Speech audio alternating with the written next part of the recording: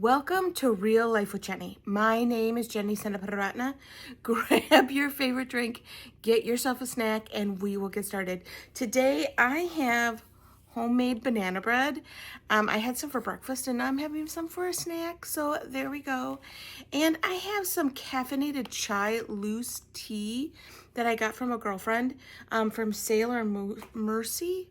I don't know how to say that properly. And yeah, so that's kind of what we're drinking this morning. So some loose tea. Here we go. So let's get real.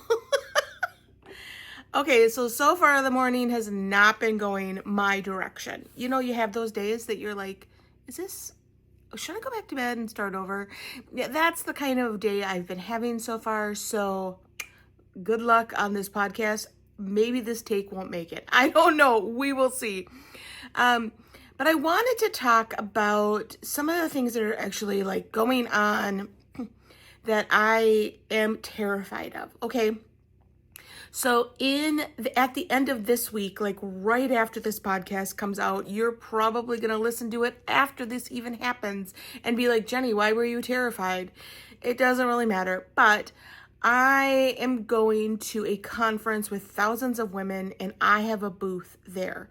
I took a step of faith, honestly. Well, okay, let's be real. My husband took a step of faith and contacted them. He was like, you need to have a booth. And I was like, I'm good. Anyway, and he was like, let's advertise your podcast and your speaking and let's just make it about you.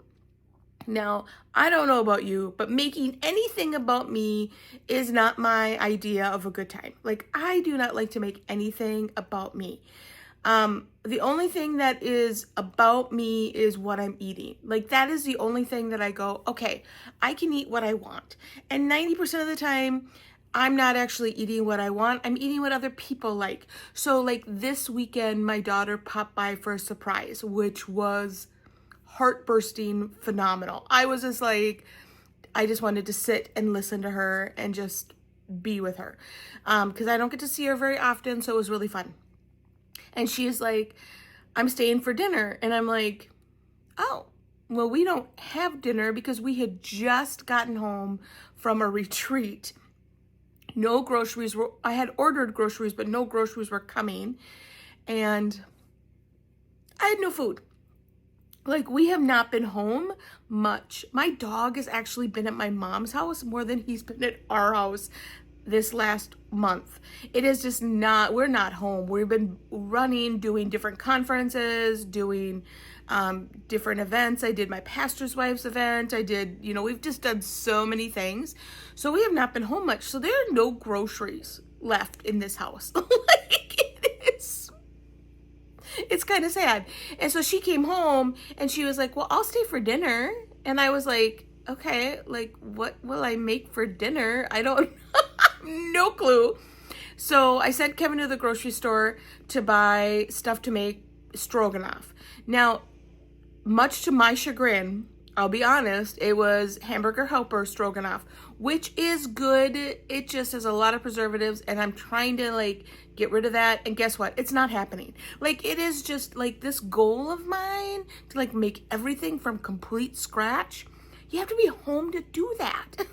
So that's just not working. Anyway, he went and got some Hamburger Helper and hamburger too, because we had no Hamburger Helper, and I made some cornbread. So like, yum for her, not my favorite. Like, it was not about me. So making anything about me just feels like a bad plan. Like, it's just so overwhelming. And so like, I'm always, okay, let me take a deep breath. Okay. When we are selling books at the back, so whenever we go to a service or we go to a conference or we go anywhere, years and years and years ago, like, I don't know, 15 years ago, I suppose, Kevin's mentor said, get books and sell them. That will be your money maker. Because we don't get paid a lot to go to most of the places we go. Like, we go to a lot of small places that can't afford to have us.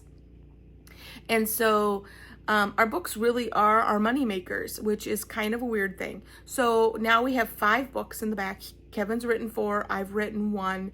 And so I stand in the back, and I always sell Kevin's books much better. They're like, which book should I buy? And I will never point out my book. That is just never gonna happen. Even though it's a woman and she's told me her story and it lines up with my book, I will never say, hey, buy my book. I will always sell Kevin's book. That's just the way things are. So I'm about to go to a conference that I'm supposed to sell myself. And I am so uncomfortable. I'm just beyond uncomfortable. So if you go to the Thrive conference this weekend and you've already heard this podcast, come see me and just say, go Jenny, you can do it. Because I am beyond nervous.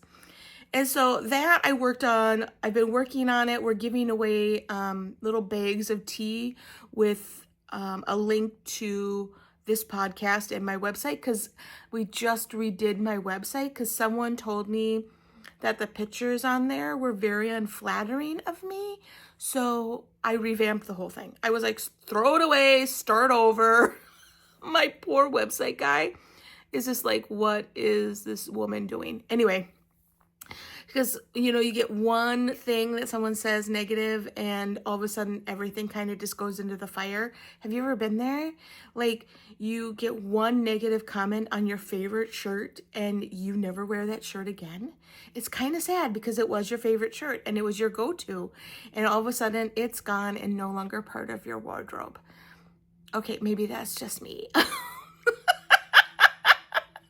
of a sudden I'm like, maybe that's just me. All right. Yesterday, we did something that was a huge step of faith. And I have to be honest with you, I am terrified. Like, yes, I've got the Thrive conference coming up and I'm terrified to have a booth there. Like, last year I went and I helped a girlfriend with a booth just fine. It had nothing to do with me. I can sell anything that's not me. I had the time of my life. In fact, it was super fun. But going and selling myself.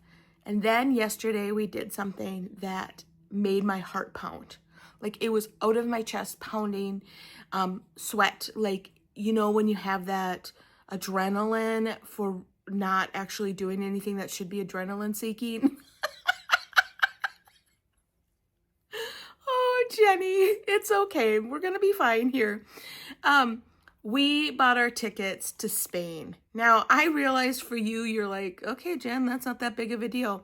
But let me give you some context. Last time we went out of the country, we went to Sri Lanka, which was for a month. It was phenomenal, but we lost our shirts. Like, it cost so much more money than we had raised.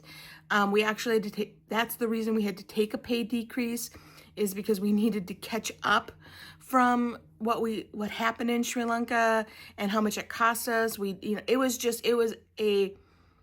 just lost so much money. Like, it was just really scary.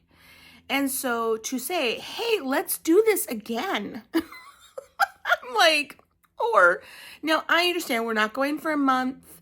We're going in February.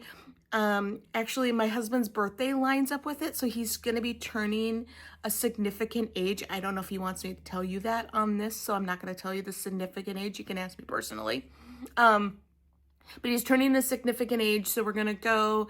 When he was a little kid, they were supposed to go to Spain, and his mom got sick, and so they ended up being stranded. Now, I'm doing air quotes right now because I don't know that you could ever be stranded in Amsterdam, although anyway, and they weren't able to go to Spain because each boy kind of got to pick where they wanted to go, and they weren't able to go to Spain because his mom got sick. So for all these years, ever since I've known him, ever since he was little, he's always wanted to go to Spain. And God opened up a couple doors in Spain for us.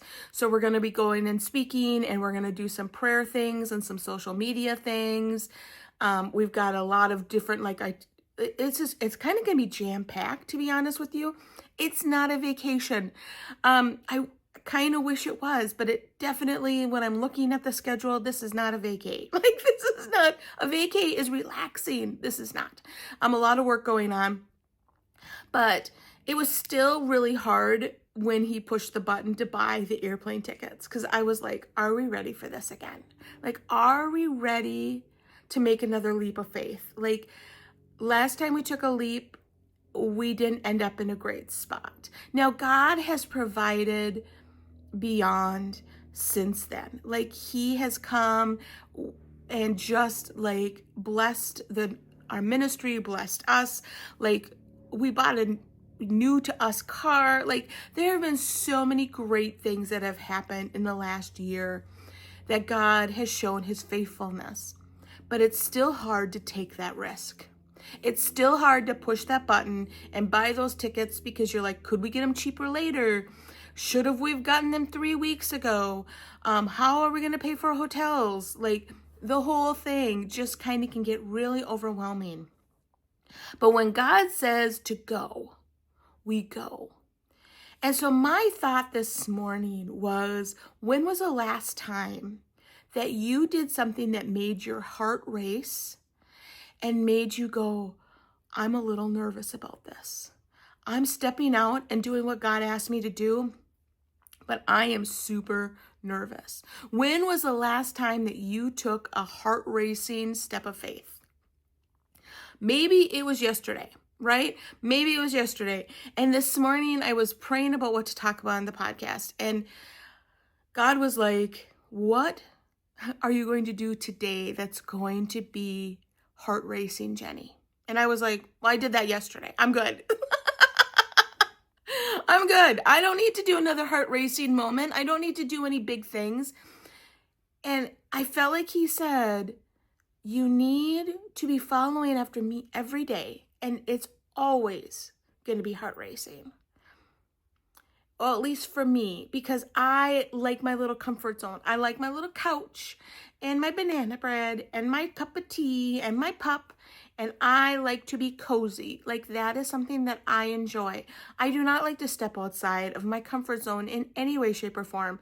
And sometimes for me, that is sending a text message to somebody and to saying, hey, I'm praying for you. I have done that with many people that have never responded.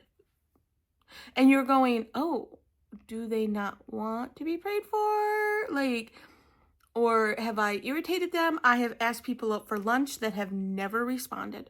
I've had people say no, which then you're like, oh, wow, was that a mistake? But I don't think it's ever, I've told my daughter this 100 times. I don't think anyone wants to not be invited. I really don't think. I always want to be invited. I don't always want to go. I don't always want to attend.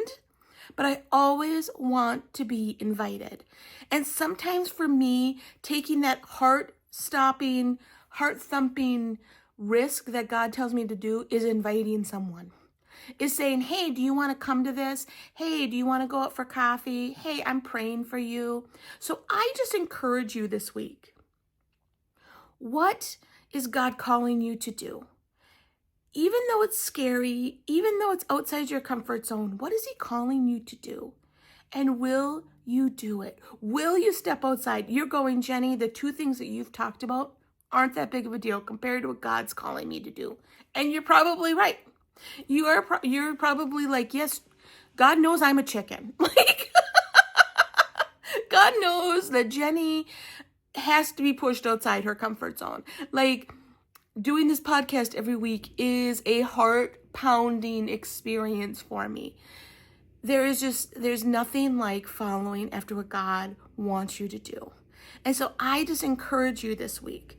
If there's something that you've been scared of, that you're like, I know I'm supposed to do it, this is your push. This is me saying, go, do it, try it. What's the worst that happens? You go to a conference full of thousands of women and nobody comes and talks to you? Well, I'm about to find that out. Well, that's all I have for you this week. You can find me at Real Life with Jenny on Instagram and on Facebook. You can also find me at my new website. Woo, guys, new website at www, why am I even saying that? Christconnection.cc/Jenny. brand new. Let me know what you think.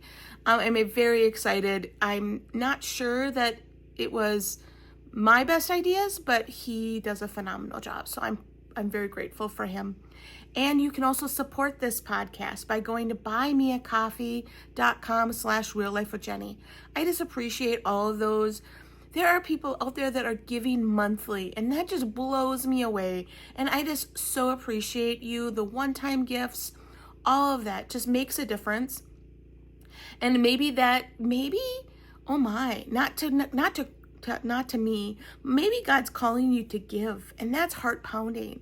And so I just encourage you, as we walk into this next season, as we're walking into the fall and the winter in my area, wherever you are, there is a new season coming, and we're walking into that time. I just encourage you to go after those big things or small things that are going to make your heart pound for Jesus, that are going to make your palms sweat a little bit and say, I am not ready for that. You know, every time they have the big give at our church, my heart goes, what am I supposed to give? We always pray about it, and it's always bigger than I think it should be. Because God calls us to bigger things because he knows our potential. He knows what we're able to do. He believes in you. God believes in you. Well, you all have a great week.